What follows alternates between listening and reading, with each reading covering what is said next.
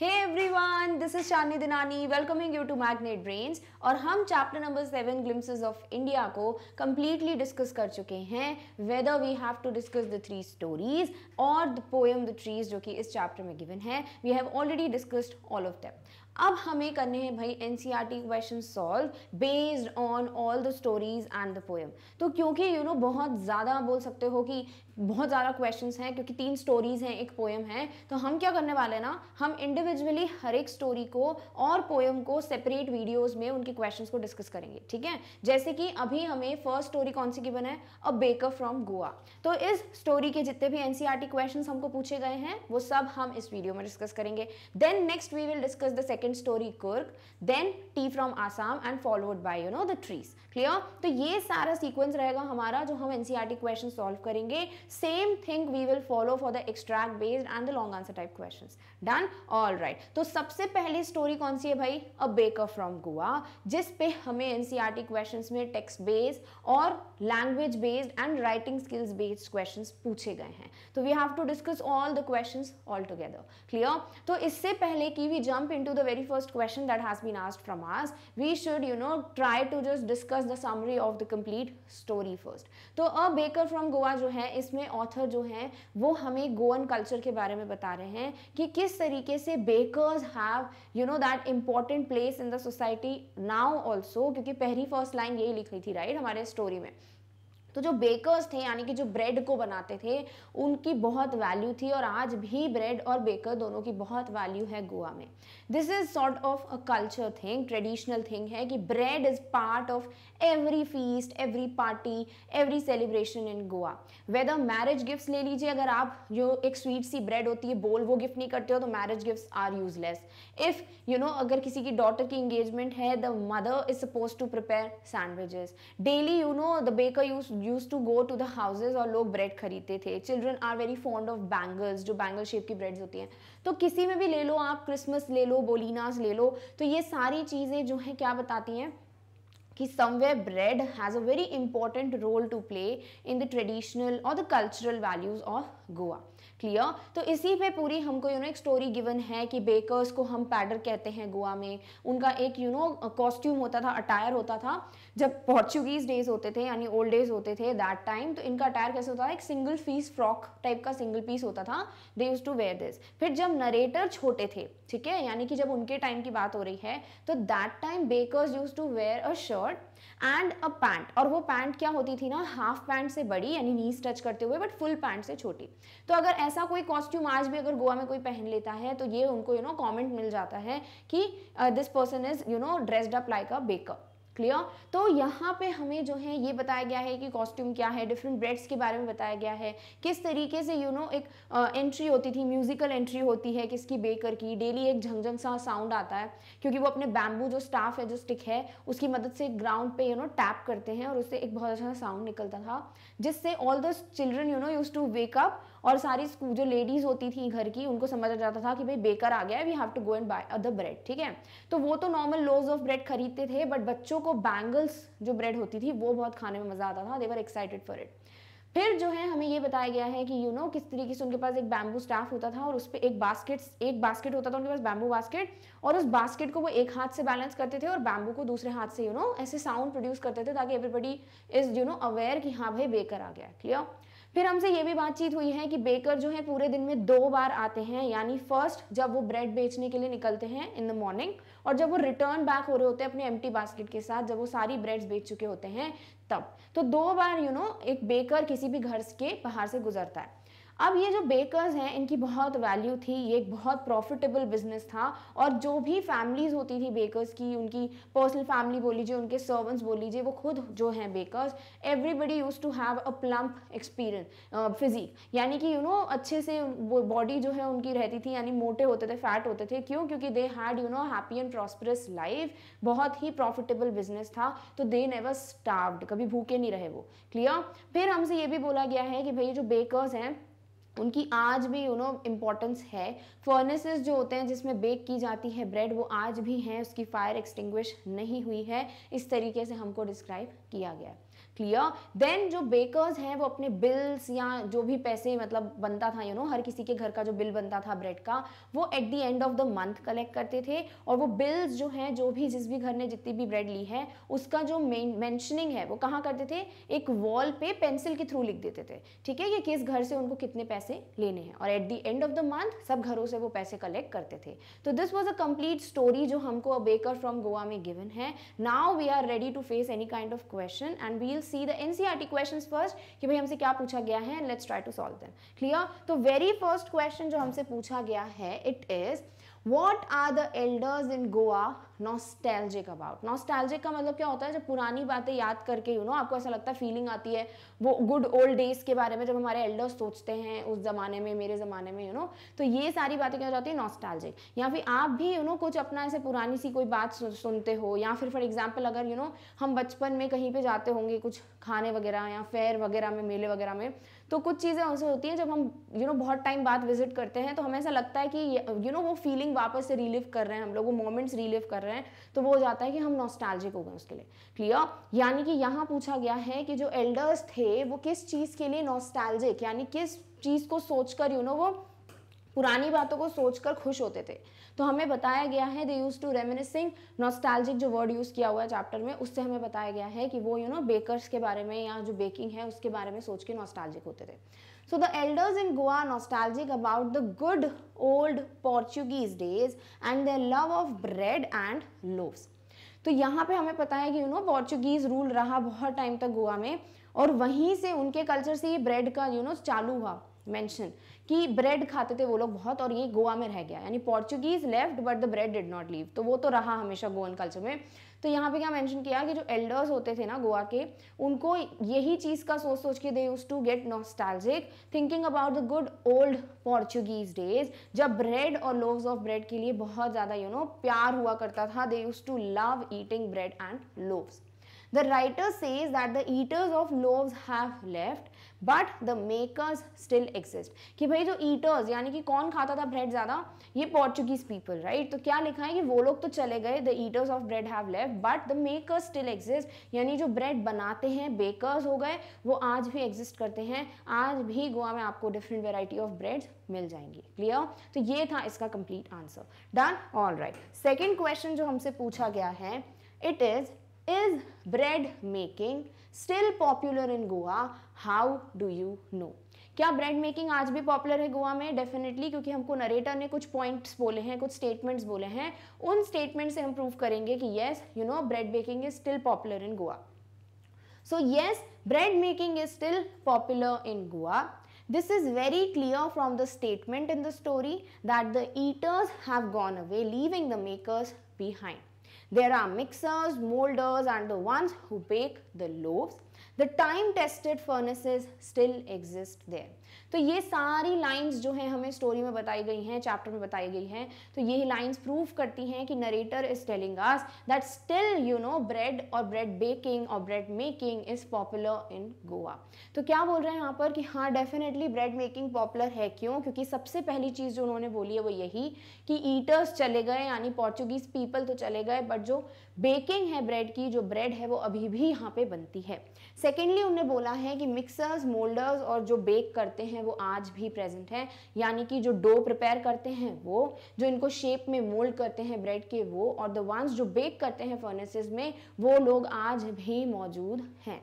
The time tested furnaces still exist there, यानी कि जो बहुत टाइम से भट्टियों को, फर्नेसेस को यूज़ किया जाता था टू बेक द ब्रेड, वो आज भी देखी जा सकती हैं। यानी all these statements are proving that yes, narrator is telling us bread making is still popular in Goa. Clear? All right, चलिए देखते हैं next question. What is the baker called? Direct question है भाई, बेकर को क्या बोलते हैं? पैडर बोलते हैं, ये आपको पता होना चाहिए। If a long answer question also comes, you should be able to tell the things. हो सकता है ना आपसे पूछ सकते हैं कि what is being told about the bakers in the story, तो आपको सब पता होना चाहिए, उनके कॉस्ट्यूम के बारे में, किस तरीके से वो एंट्री करते थे उसके बारे में, उनको कहते क्या हैं, तो हर एक चीज़ पता होनी चाहिए, राइट। तो ये छोटे छोटे क्वेश्चन सॉल्व करने से क्या होता है ना, आपको वो छोटे छोटे पॉइंट्स दिमाग में बैठ जाते हैं। क्लियर? क्या पूछा है भाई, बेकर को क्या बोलते हैं? पैडर बोलते हैं। Very direct answer, the baker is called a पेडर इन गोवा।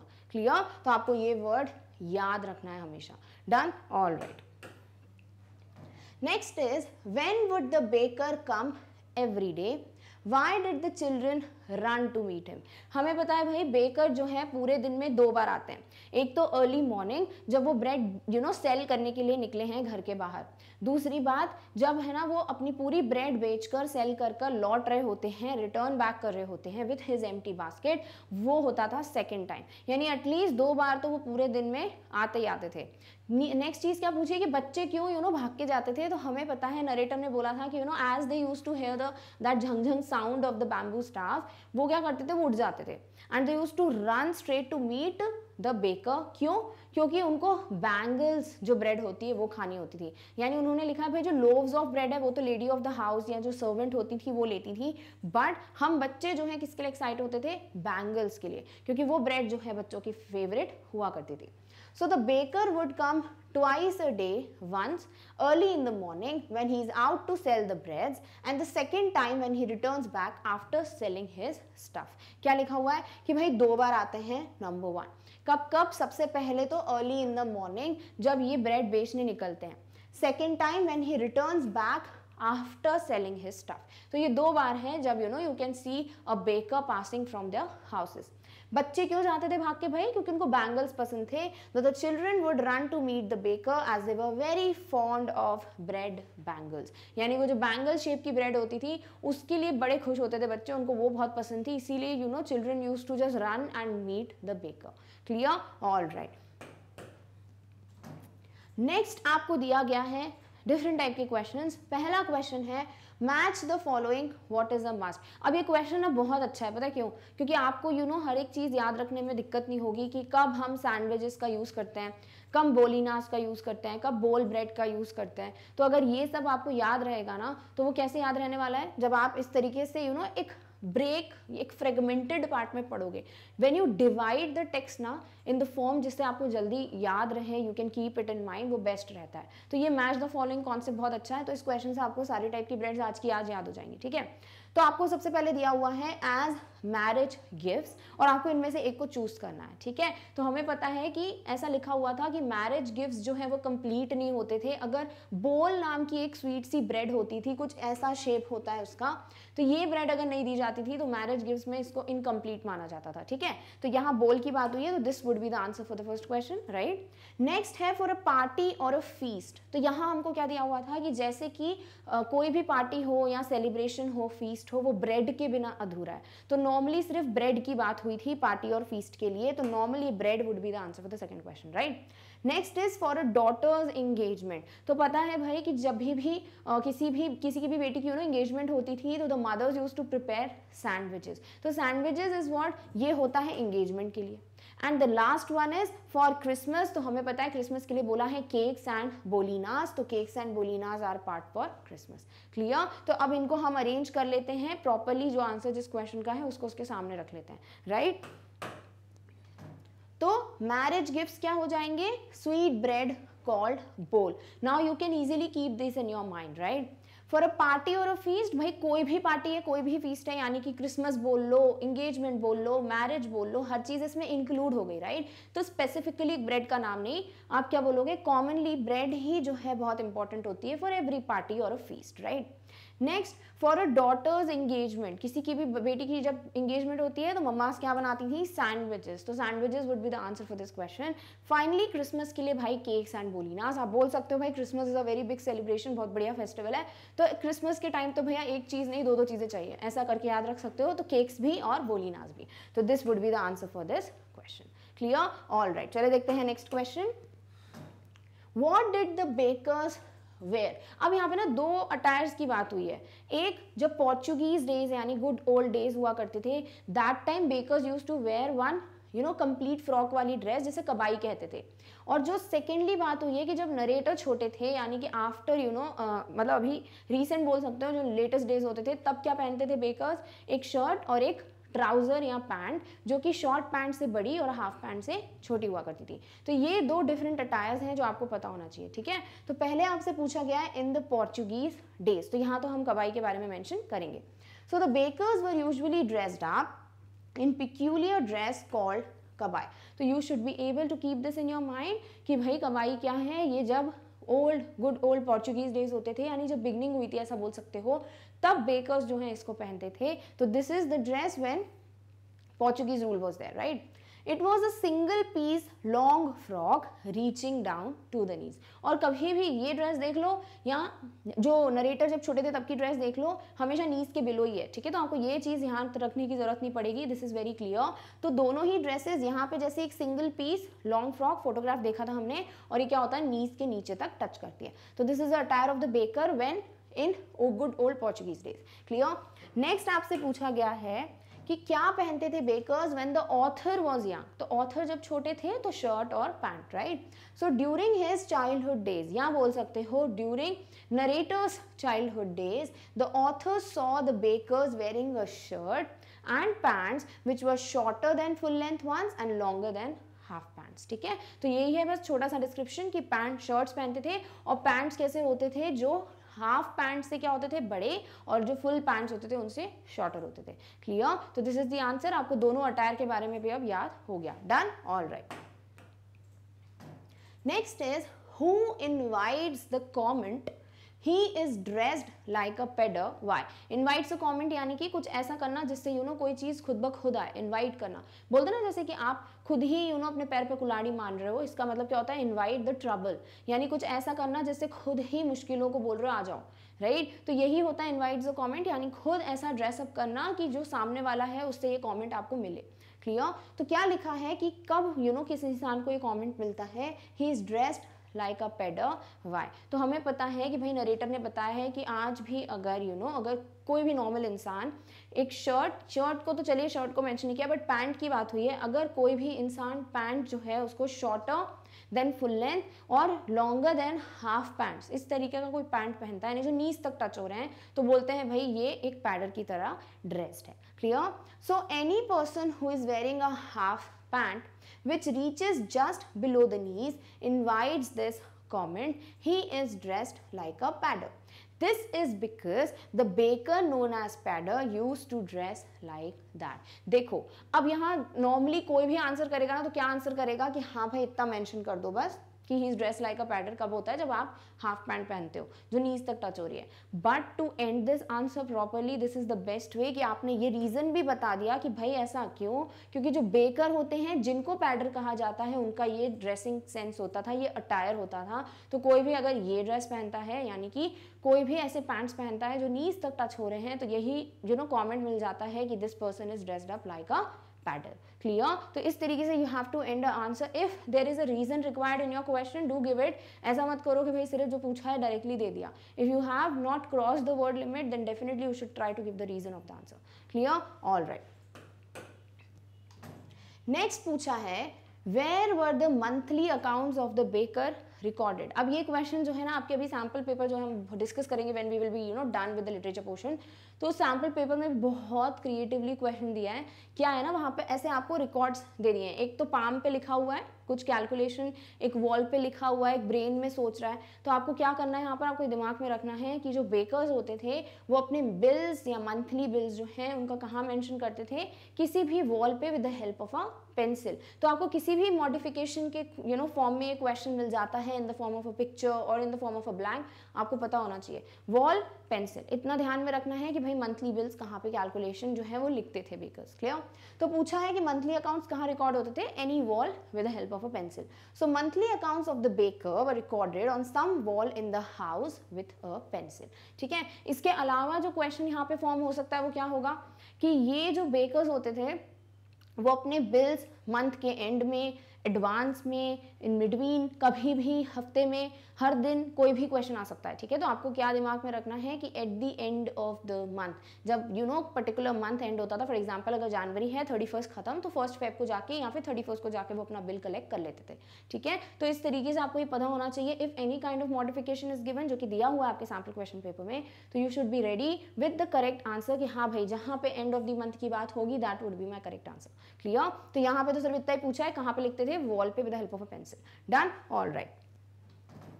नेक्स्ट पूछा है what does a jackfruit like appearance mean? हमें पता है भाई कि जो बेकर्स होते थे, जो पैडर होते थे, they had a very profitable business, right? बहुत प्रॉफिट होता था बेकिंग में, क्योंकि हर चीज़ में तो ब्रेड चाहिए, राइट? तो उनको इतना प्रॉफिट होता था, they had the money to live a happy and prosperous life. और इसीलिए इनकी फैमिली में कोई भी होता था ना, they use to have this plump physique, यानी हमेशा मस्त मोटे मोटे रहते थे। तो यहाँ नरेटर ने क्या बोला है? Jackfruit like appearance. Jackfruit क्या होता है? कटहल, राइट? आपने सुना होगा। तो वो कैसा दिखता है? बिल्कुल मोटा सा एक फ्रूट होता है। तो हम यहाँ पे क्या बोलना चाह रहे हैं कि जिसकी भी प्लम फिजिक होती है उसे जैक फ्रूट लाइक अपीयरेंस से इंडिकेट किया जाता है।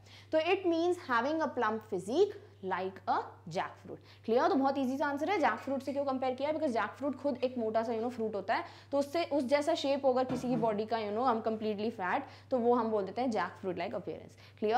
All right. Now we have been given the questions thinking about the text. पहला क्वेश्चन है which of these statements are correct? तो हमें क्या करना है ना, हर एक स्टेटमेंट को पढ़ना है and according to the story we will analyse कि ये स्टेटमेंट करेक्ट है, ट्रू है या फिर फॉल्स है, इनकरेक्ट है। तो करेक्ट होगा तो ठीक है लिख देंगे, बट जो इनकरेक्ट है ना उनको हम करेक्ट करके भी देखेंगे कि एग्जैक्टली यहाँ पे क्या मेंशन होना चाहिए था, तो वो स्टेटमेंट्स करेक्ट हो जाएंगे। क्लियर? तो पहला स्टेटमेंट है द पैडर was an important person in the village in old times. देखो अगर यहाँ ऐसा लिखा होता कि पैडर वॉज फेमस और द पैडर was an important person only in old times, तो फिर आपका इनकरेक्ट होता, ठीक है? क्योंकि आज भी उनकी एक इंपॉर्टेंट प्लेस है सोसाइटी में। बट यहाँ पर ऐसा कुछ नहीं लिखा है कि सिर्फ तब की बात हो रही है, ऐसा लिखा है कि तब होती थी इंपॉर्टेंट प्लेस, ऐसा डिनाई नहीं किया है कि अभी नहीं है, ठीक है? तो इसीलिए स्टेटमेंट को हम क्या बोलेंगे? करेक्ट। तो आपको हर एक वर्ड के लिए रेडी रहना है। अगर यहाँ पे लिखा होता द पैडर was an important person only, नहीं, in the village only in old times, ठीक है? तो फिर आपको क्या बोलना था कि नहीं भाई ओनली नहीं, आज भी है, तो फिर इनकरेक्ट हो जाता। बट क्योंकि अभी हमें ऐसा कुछ मेंशन नहीं किया है तो this statement is correct. Clear? Next बोला है पैडर्स still exist in Goan village. क्या आज भी बेकर्स पैडर्स मिलते हैं? डेफिनेटली मिलते हैं। तो ये भी क्या है? करेक्ट आंसर है। Clear? All right. Next statement है द पैडर्स went away with the Portuguese. क्या ये सही है? क्या नहीं? हमें पता है eaters have gone but the makers are still there, right? यानी कि पोर्चुगीज चले गए बट बेकर्स नहीं गए। तो यहाँ पे हम क्या बोलेंगे? ये डेफिनेटली क्या है? एक इनकरेक्ट स्टेटमेंट। करेक्ट क्या होता? द पैडर्स still exist in Goan villages. Clear? Next the पैडर्स continue to wear a single piece long frock. बिल्कुल नहीं, हमें पता है this was the and attire during Portuguese days।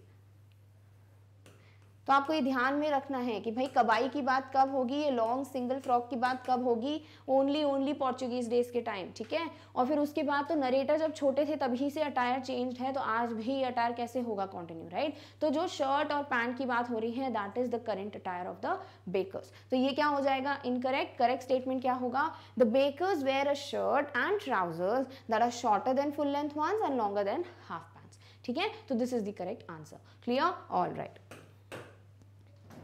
Next statement है bread and cakes were an integral part of Goan life in the old days. क्या लिखा हुआ है कि वर, ऐसा नहीं है, आज भी हैं, ठीक है? तो क्या लिखोगे कि bread and cakes are still an integral part of Goan life.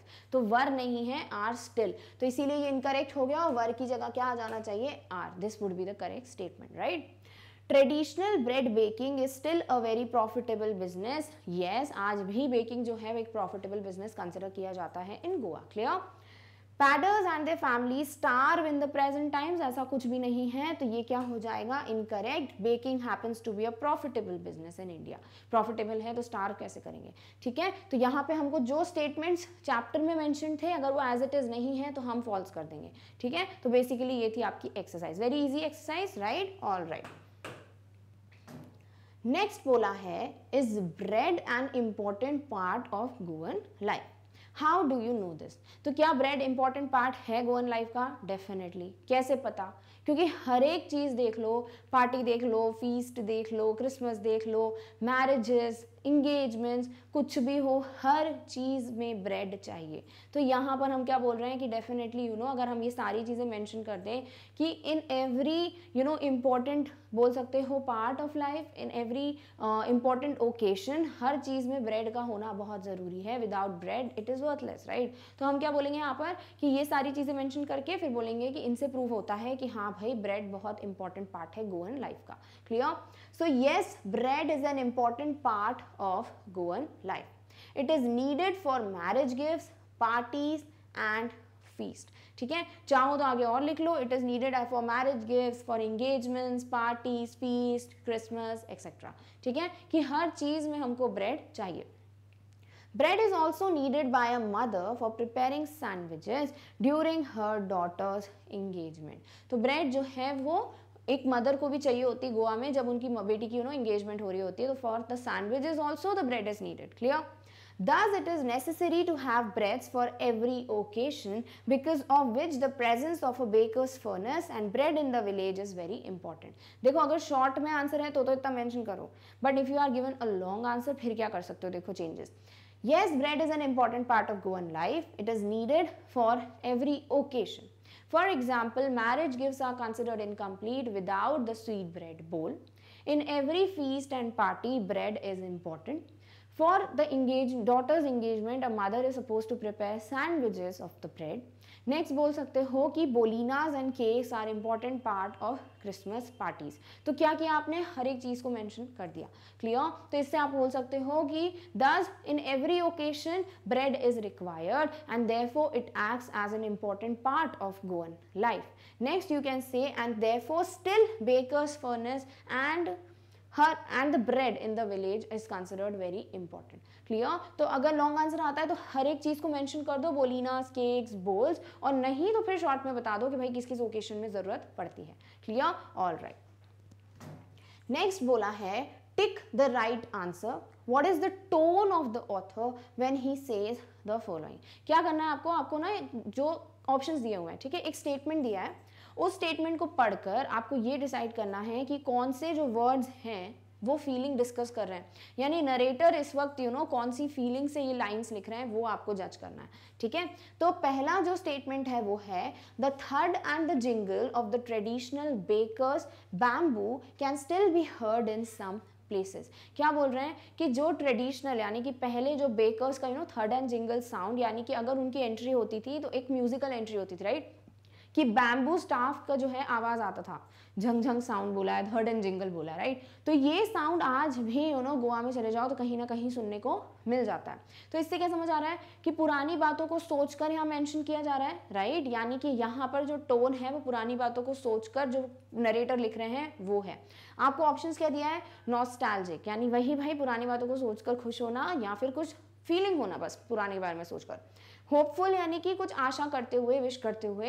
And next is sad, क्या वो दुखी है कि आज भी सुनाई देता है, नहीं, तो ना तो वो किसी चीज का होप कर रहे हैं ना ही वो दुखी हैं, यानी he is nostalgic about this thing कि आज भी वो साउंड सुनने को मिल जाता है। तो करेक्ट आंसर क्या हो जाएगा यहाँ पर, नॉस्टैल्जिक। क्लियर? ऑलराइट। नेक्स्ट है maybe the father is not alive but the son still carries on the family profession. क्या बोला है कि हो सकता है भाई कि पापा जो है किसी के, यानी कि जो बेकर्स हैं उनकी फैमिली में जो भी एल्डर है एट प्रेजेंट वो अलाइव ना हो, बट उनके जो बच्चे हैं, जो नेक्स्ट जनरेशन है, मे बी वो कंटिन्यू कर रहे हैं इस प्रोफेशन को। तो जैसे हमने यहाँ पे देख लिया क्या लिखा है, मे बी, यानी narrator is not saying that हम हमेशा एवरी टाइम, वो ये बोल रहे हैं कि शायद अगर किसी के फादर अलाइव नहीं है जो बेकिंग प्रोफेशन में थे, तो मे बी उनके जो बच्चे हैं, जो सन है, वो ये फैमिली प्रोफेशन को कंटिन्यू कर रहे हैं। क्लियर? क्या ऑप्शंस दिया है, नॉस्टैल्जिक। अब यहाँ पर कुछ भी ऐसा नहीं है जो पुराना सोच के ना कोई फील कर रहे हैं, नहीं। नेक्स्ट, होपफुल है, क्या वो विश करते हैं ऐसा, डेफिनेटली होपफुल है कि शायद जिनके पापा नहीं है बेकिंग प्रोफेशन में उनके बच्चे शायद कंटिन्यू कर रहे हो। ठीक है, तो यहाँ होपफुल डेफिनेटली है। सैड है क्या, ऐसा कुछ नहीं है, अगर ये कंटिन्यू हो रहा है तो वो तो खुशी की बात है, राइट। तो इसीलिए हम क्या बोलेंगे, होपफुल करेक्ट आंसर होगा। क्लियर? ऑल राइट, चलिए देखते हैं नेक्स्ट स्टेटमेंट। नेक्स्ट स्टेटमेंट है I still recall the typical fragrance of those loaves. यानी कि क्या बोला नरेटर ने कि आज भी मैं रिकॉल यानी कि वो चीज़ वापस से फील कर सकता हूँ। और हमें पता है भाई नॉस्टैल्जिया का मतलब ये होता है पुरानी चीज़ों के बारे में सोचकर या तो बहुत सैड फील करना या बहुत खुश होना, यानी कुछ भी पुराने के बारे में सोचना, that is what nostalgic means. तो यहाँ तो भाई डायरेक्टली समझ आ रहा है क्योंकि बोला ये नरेटर ने क्या है, स्टिल रिकॉल, राइट। तो यहाँ पर nostalgic, yes it will be the correct answer. Hopeful है क्या यहाँ पे? नहीं, ऐसा कुछ नहीं है कि he is wishing for something, तो होपफुल नहीं है। नॉटी नहीं भाई, ऐसा कुछ नहीं पता। तो यहाँ पर करेक्ट क्या हो जाएगा? नॉस्टैल्जिक। बहुत इजी से सिंपल से स्टेटमेंट्स हैं, इट्स जस्ट दैट आपको समझ आ जाएगा कि नरेटर की टोन क्या है या फीलिंग क्या है इन लाइन्स में। Clear? All right. Next statement है the tiger never brushed his teeth, hot tea could wash and clean up everything so nicely after all। यानी यहाँ पर नरेटर जब छोटे थे ना तो वो ये सोचते थे कि ऑब्वियसली सुबह सुबह ये उठते कैसे थे, वो जिंगल, थर्ड एंड जिंगल के साउंड से, वो झंझंग वाले साउंड से, राइट, कि जब बेकर आ गए तो ये खुशी के मारे उठ जाते थे क्योंकि अब इनको बैंगल्स खाने को मिलेंगे, राइट। तो ये जो है जैसे ही भागते थे किसके पास? बेकर के पास। They used to be very happy, और इनको लगता था कि भाई अब कौन जाए मैंगो लीव्स को प्लक करे, उनसे टीथ ब्रश करे, फिर उसके बाद हम ब्रेड और टी एंजॉय कर पाएंगे। तो इनका क्या मानना था कि भाई टाइगर भी तो ब्रश ब्रश करता है, तो वो तो टाइगर है, राइट, तो हम क्यों करें ब्रश, और वैसे भी हम हॉट टी पियेंगे, चाय पियेंगे, तो everything will be washed of. तो ये जो है क्या बोला है, बहुत ही बोल सकते हो एक ह्यूमर क्रिएट किया है इसमें, इन लाइन्स में नरेटर ने। अब हमें ऑप्शंस क्या दिए हुए हैं? नॉटी। नॉटी इनका मतलब क्या होता है कि जब कोई आप मिस्चीवियस बात करते हो, आप किसी को तंग करते हो, वो हो जाता है नॉटी। यहाँ पे ऐसा कुछ नहीं, कोई मिस्चीवियस सी बात की है नरेटर में, एक नॉर्मल ह्यूमरस बात की है, राइट। एंग्री डेफिनेटली नहीं भाई, वो एंग्री नहीं है। ऐसा मत सोचना कि यहाँ पे वो बोल रहे हैं कि हम क्यों करें भाई ब्रश, ऐसा नहीं। वो ये बोल रहे हैं कि भाई ब्रश करना ही क्यों जब टाइगर ही नहीं करते, तो वो टोन है, समझ रहे हो। Next is funny. डेफिनेटली एक ह्यूमरस बात है, ये एक फनी बात है, तो आंसर क्या हो जाएगा? फनी। क्लियर? तो this would be the correct answer. Next statement जो आपको दिया हुआ है दैट इज केक्स एंड बोलिनाज are a must for Christmas as well as other festivals. क्या लिखा है यहाँ पर कि भाई केक्स और जो बोलिनाज होते थे वो क्रिसमस के लिए मस्ट होते थे, यानी क्रिसमस विदाउट केक्स एंड बोलिनाज इज नॉट अ क्रिसमस। ठीक है, तो यहाँ पे देखते हैं हमें क्या बोला गया है। सैड, सैड मतलब क्या वो दुखी थे भाई कि क्रिसमस पे केक्स और बोलिनाज क्यों खाने को मिलते हैं? नहीं, तो सैड क्या हो जाएगा? नहीं, बिल्कुल रॉन्ग स्टेटमेंट। होपफुल क्या है भाई कि कुछ अगर ये होप कर रहे हैं, विश कर रहे हैं कि ऐसा हो, ऐसा नहीं है। वो डायरेक्टली आपको बता रहे हैं कि क्रिसमस पे केक्स और बोलिनास जो हैं वो ज़रूरी होते थे, तो this is wrong word. Next is matter of fact. Matter of fact का मतलब क्या होता है कि भाई जब कोई एक फैक्ट बताते हो, आप कोई एक डेटा बता देते हो कि ऐसा होता था, that is what matter of fact means. ठीक है, तो इस स्टेटमेंट में कि केक्स एंड बोलिनाज are a must for Christmas as well as other festivals, इसका मतलब ये एक फैक्ट है, बस डायरेक्टली आपको नरेटर ने बता दिया है, तो इसीलिए मैटर ऑफ फैक्ट जो है वो आपका करेक्ट ऑप्शन होगा। Clear? Now the last statement is the baker and his family never starved, they always looked happy and prosperous। यहाँ पे पोइट बोल रहे हैं कि जो बेकर है और उनका जो फैमिली होती थी या उनके सर्वेंट्स होते थे, they never starved, यानी कभी भूखे नहीं रहे, वो हंगर के मारे परेशान नहीं हुए। they always looked happy and prosperous, और उनको देख के हमेशा लगता था कि they are happy, खुश हैं और हर चीज़ है उनके पास। ठीक है, अब देखते हैं यहाँ पे क्या ऑप्शंस दिए हैं। मैटर ऑफ फैक्ट, क्या ये कोई फैक्ट बताया गया है आपको? यस, आपको एक फैक्ट बताया गया है कि भाई ऐसा ऐसा होता था। Next is hopeful. अगेन यहाँ पे कोई भी विश नहीं है पोइट की, कोई भी होप नहीं करे किसी चीज़ का, तो definitely hopeful is not a correct word. Next sad, definitely not भाई, क्यों होंगे दुखी हो, तो अच्छी बात है अगर कोई स्टार्व नहीं कर रहा तो, यानी again this is what a matter of fact. Clear? तो आपको अब समझ आ गया कि भाई पूरी स्टोरी में या तो कहीं पे पोइट नॉस्टैल्जिक हो रहे हैं, या फिर कहीं पे आपको फैक्ट्स बता रहे हैं, या फिर he is happy, somewhere he is funny. तो ये सारी टोन्स हैं जो आपको समझ आ गई हैं of narrator. Clear? All right. Next आपको दिया हुआ है राइटिंग सेक्शन पे question. In this extract the author talks about traditional bread baking during his childhood days. In this extract यानी दिस का मतलब है जो आपकी स्टोरी है ना, अ बेकर फ्रॉम गोवा, उसकी बात हो रही है। ठीक है, तो इस स्टोरी को बोला गया यहाँ पे एक एक्सट्रैक्ट। ठीक है, अब इसमें क्या बातचीत हो रही है कि जो ट्रेडिशनल ब्रेड बेकिंग प्रोसेस है उसके बारे में नरेटर यहाँ पे डिस्कस कर रहे हैं। Complete the following table with the help of the clues on the left, यानी आपको लेफ्ट साइड पे क्या दिए हुए हैं, कुछ क्लू दिए हुए हैं, और उसको पढ़ के आपको क्या करना है, टेबल को कंप्लीट करना है।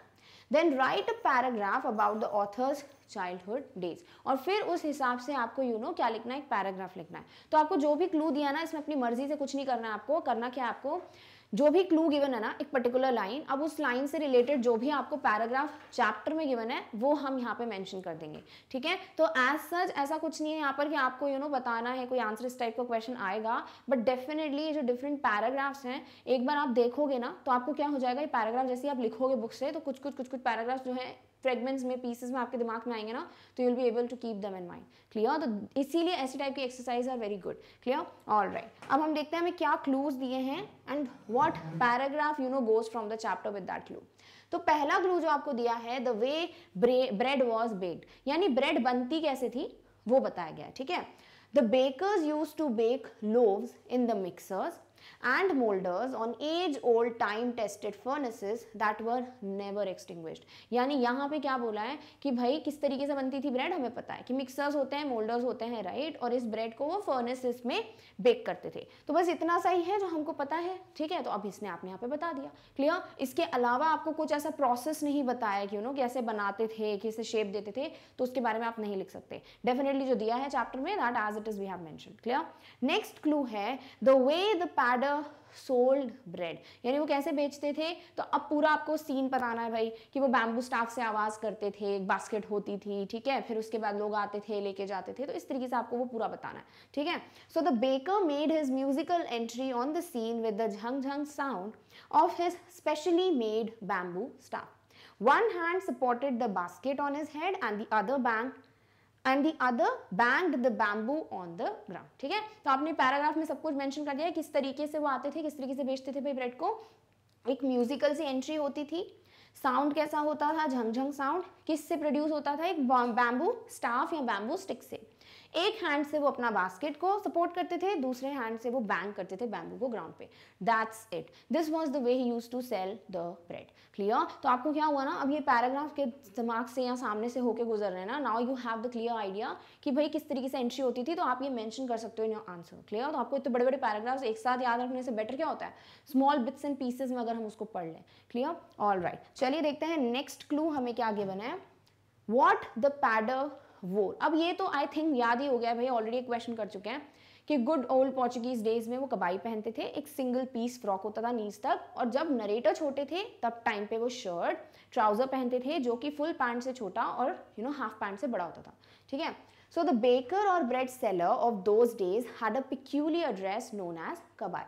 It was a single piece long frock reaching down the knees. In his childhood, he saw bakers wearing a shirt and trousers which were shorter than full length and longer than the full pants. यानी आपको वही पूरा का पूरा paragraph है mention करना है, बस बात ये है कि आपको पता होना चाहिए कब क्या पहनते थे। ऑब्वियसली एक सिंगल फ्रॉक टाइप का आजकल तो देखने को मिलेगा नहीं, तो you can keep this in mind कि उसे कबाई कहते थे and that kabai used to be wore during the Portuguese days. ठीक है, और जब नरेटर छोटे थे that time they used to wear a shirt and a trouser. Clear? This was what bakers wore. Done? All right, next है when the pader was paid, यानी कब पैसे लेते थे वो, तो हमें पता है at the end of the month जो बिल्स वो वॉल पे पेंसिल से मेंशन करते थे वो कलेक्ट कर लिया करते थे। So the baker usually collected his bills at the end of the month. Monthly accounts used to be recorded on some wall in pencil. यानी कि अब यहाँ पे इसके अलावा और कुछ भी बिल से रिलेटेड नहीं है तो आपको एक्स्ट्रा इन्फॉर्मेशन देने की जरूरत नहीं है। ठीक है, जितना पूछा गया उतना बता दो कि किस तरीके से भाई eight the end of the month और जो वॉल पे पेंसिल से लिखे गए थे, बस that's it. Clear? Next clue है हाउ द पैडर लुक्ड, दिखते कैसे थे वो, हमको पता है भी प्लम सी फिजिक होती थी, ऐसा लगता था jackfruit like appearance, right. So the baker used to have a plum physique with a jackfruit like physical appearance. That's it, इसके अलावा कुछ भी मेंशन करने की जरूरत नहीं है कि they never starved, it was happy prosperous, profitable business, ये सब चीजें नहीं बतानी है। कैसे दिखते थे वो बताना है कि एक plump physique, jackfruit like appearance. Clear? All right, compare the piece from the text on the left with the other piece on Go and Bakers on the right. What makes the two texts so different? Are the facts the same? Do both the writers give you a picture of the baker? देखो अब आपको ना एक exercise दी है, you have been given a table जिसमें दो columns हैं, जो लेफ्ट साइड है वो आपका टेक्स्ट है आपकी बुक से, ठीक है, यानी कि अ बेकर फ्रॉम गोवा से, और सेकंड साइड जो राइट साइड आपको टेक्स्ट गिवन है वो आपको कहीं और से दिया है, ठीक है।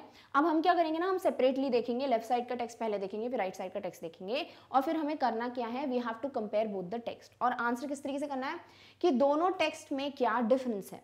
दूसरी बात, क्या ये फैक्ट्स जो है वो सेम है, क्या क्या सेम है फैक्ट्स, एक्सट्रैक्ट्स या फिर जो भी टेक्स्ट दिया है, और क्या दोनों राइटर्स आपको बेकर का ही बता रहे हैं, बेकर के पिक्चर के बारे में ही बता रहे हैं और कुछ कन्वे कर रहे हैं, ठीक है। तो चलिए पहले टेक्स्ट पढ़ते हैं, then we will answer this question.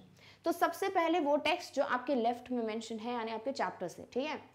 Our elders are often heard reminiscing nostalgically about those good old Portuguese days. The Portuguese and their famous loaves of bread. Already we have discussed, चलो but फिर भी एक short में brief देख लेते हैं। क्या लिखा है कि भाई हमारे एल्डर्स यानी नरेटर के जो एल्डर्स हैं वो हमेशा नॉस्टैल्जिकली यानी कि बहुत खुशी से बताते थे, they were fond of talking about those good old Portuguese days, और वो ब्रेड और वो लोव्स के बारे में। Those eaters of loaves might have vanished, but the makers are still there. भले ही वो जो लोग थे यानी पोर्चुगीज पीपल थे वो तो चले गए, बट आज भी मेकर्स जो हैं वो हैं, यानी ब्रेड बेकिंग आज भी बहुत ज़्यादा पॉपुलर है। We still have amongst us the mixers, the molders and those who bake the loaves. और आज भी हमारे बीच में कौन मौजूद हैं, जो मिक्सर्स हैं, जो मोल्डर्स हैं और जो बेकर्स हैं, यानी कि जो डो बनाते हैं, जो मोल्ड करते हैं उनको डिफरेंट शेप्स में और जो उनको बेक करते हैं, तो आज भी ये लोग मौजूद हैं। Those age-old time-tested furnaces still exist. और उस टाइम के जो furnaces होते थे, यानी जब भट्टियाँ होती थी डिफरेंट वॉल टाइप के अंदर, तो जो ये लोग बेक करते थे आज भी वो एग्जिस्ट करते हैं। The fire in the furnaces had not yet been extinguished. और आज भी वो फायर है भाई उसमें, यानी कि आज भी हम यूज करते हैं उनको। The thud and the jingle of the traditional bakers, bamboo, heralding his arrival in the morning, can still be heard in some places. और आज भी कुछ कुछ जगहों पे जो ये थर्ड और जिंगल का साउंड होता था, जो बैम्बू स्टाफ से ये लोग साउंड प्रोड्यूस करते थे बेकर्स, उनका आना, हेराल्डिंग यानी अनाउंसमेंट, ठीक है, कि वो आ गए हैं, उनकी एंट्री की जो अनाउंसमेंट होती थी वो आज भी हमको सुनने को मिल सकती है। Maybe the father is not alive, but the son still carries on the family profession. और यहाँ नरेटर बोलते हैं मे बी जिन्हें भी ये बेकिंग स्टार्ट की हो, वो जो एल्डर हो फैमिली के, वो अलाइव ना हो, बट उनके जो बच्चे हैं, जो नेक्स्ट जनरेशन हैं, उन्होंने कंटिन्यू किया होगा ये family profession. This is the complete text जो आपके चैप्टर से गिवन है, so it is nothing to worry about. अब हम देखते हैं जो हमको नेक्स्ट टेक्स्ट गिवन है, जो आपके राइट साइड पे है बुक में, ये टेक्स्ट अलग से गिवन है, तो इसको पढ़ लेते हैं। After Goa's liberation, people used to say nostalgically that the Portuguese bread vanished with the padders. क्या लिखा है कि जैसे ही पोर्चुगीज रूल खत्म हुआ, लिबरेशन यानी फ्री हो जाना, तो जैसे ही गोवा के लोग फ्री हुए पोर्चुगीज पीपल से, तो पीपल वहाँ के कहते थे नॉस्टैल्जिकली यानी पुरानी बातें सोचकर कि Portuguese bread vanished with the paders, यानी जो पोर्चुगीज की जो ब्रेड होती थी फेमस, वो पैडर्स के साथ, बेकर्स के साथ जो है वो खत्म हो गई। But the padders have managed to survive because they have perfected the art of door-to-door delivery service. But padders जो हैं उन्होंने फिर भी मैनेज कर पाए भाई सर्वाइव करना, क्योंकि उन्होंने door to door delivery manage कर लिया था, सीख लिया था art. The padders pick up the knowledge of bread making from traditions in the family. और जो भी पहले ब्रेड बेकिंग होती थी वो सारा आर्ट उन्होंने सीखा, कंटिन्यू किया, और फिर उनको पता था कि ट्रेडिशनली हम किस तरीके से बना सकते हैं, जो उनकी फैमिली में चल रहा था इतने टाइम से। The leavened oven baked bread is a gift of the Portuguese to India. और ये जो ब्रेड है ना जो बेक की जाती है स्पेसिफिकली वहाँ पर, एक ये गिफ्ट हो गया पोर्चुगीज के थ्रू या पोर्चुगल पीपल के through. This is adapted from Nanda Kumar Kamat's the unsung lives of Goan paders. तो ये एक है भैया चैप्टर जो किन्ने लिखा है, नंद कुमार कामात ने, और इनके इसमें से हमको एक एक्सट्रैक्ट गिवन है, ठीक है। दोनों ही एक्सट्रैक्ट देखते हो तो दोनों ही गोवन कल्चर के बारे में बात कर रहे हैं, दोनों ही यही बता रहे हैं कि भाई किस तरीके से ब्रेड का महत्व था, इंपॉर्टेंस था at that time in Goa और आज भी, और यही पिक्चर फॉर्म हो रहा है हमारे दिमाग में। क्लियर? अब हम देखते हैं कि इस क्वेश्चन का हमें आंसर किस तरीके से करना है। So the answer can be both the text are more or less similar with the context that knowledge of bread making flows down in the family like a tradition. अगर ये चीज़ consider करते हो कि ये ब्रेड बेकिंग एक traditional चीज़ है, तो ये दोनों ही टेक्स्ट में जो है सिमिलर बैठती है, right. More or like both are similar in the form कि दोनों ही एक चीज़ बता रहे हैं कि ब्रेड बेकिंग जो है वो एक ट्रेडिशनल फ्लो चल रहा है in the families. Both the writers give a brief overview of baker's work, और दोनों ही कहीं ना कहीं बेकर्स का जो काम है, ब्रेड बेकिंग का जो काम है, उसको एक ब्रीफ डिस्क्रिप्शन में प्रोवाइड कर रहे हैं. They have also mentioned how there are some children of bakers who work hard and follow the footsteps of their respective parents to keep the profession alive. और दोनों ही टेक्स्ट हमें बताते हैं कि हाँ भाई किस तरीके से जो बच्चे हैं उन्होंने अपने पेरेंट्स का फैमिली प्रोफेशन कंटिन्यू किया, क्योंकि उसमें भी आपको यही बताया गया जो टेक्स्ट है और इसमें भी आपको ये बताया गया. तो कहीं ना कहीं both are almost similar text. और पूछा गया ना जो राइटर्स हैं या जो ऑथर्स हैं वो क्या एक पिक्चर आपके दिमाग में क्रिएट कर पा रहे हैं. डेफिनेटली वो एक पिक्चर क्रिएट कर रहे हैं with both the text. Clear? All right. So with this we come to an end of our topic, which is NCERT solutions based on the first story of Glimpse of India, that is a baker from Goa. अब हम next video में करेंगे the second story discuss, that is the Coorg. तो कुर्ग पे based जो भी NCERT questions हैं वो हम सॉल्व करने वाले हैं in the next video. Till then take care of yourself. और इस टॉपिक की नोट्स की लिंक आपको डिस्क्रिप्शन बॉक्स में मिल जाएगी. Thank you so much for watching.